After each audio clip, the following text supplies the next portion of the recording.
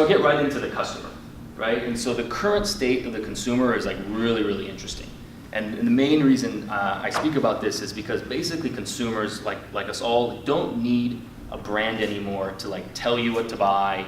The advertising campaigns that are out there aren't so much like buy, buy, buy. It's you could do your own homework, right? If you want to go out and grab Thai food, you're going to go online, you're going to read some reviews, you're going to book your own reservation. Like you don't need to speak with anybody. If you want to buy a new laptop, again, you don't need to walk into Best Buy necessarily. You can go online, do your homework, and decide to buy one brand versus the other.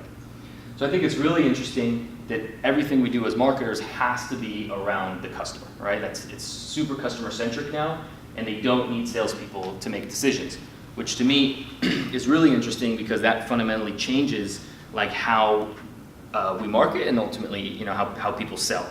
There's a ton of information online, and people now are doing their own homework before they make purchase decisions, and they're doing it more than ever. I recently, just over the weekend, signed up for a new credit card because I need one. I was blown away by like the amount of information that's online about credit card and credit card reviews and like different opinions.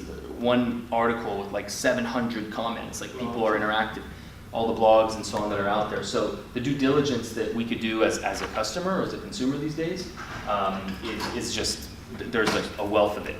So I think what's interesting is like what this created is basically a system where we have to like educate and inform people about our products and services, and for that reason they'll buy into what we do. So if you look at the great Apples and Amazons and Mercedes-Benz of the world, like they are selling their brand and their vision and what this will do for your lifestyle, and for that reason you decide, hey, I want to buy a Mac.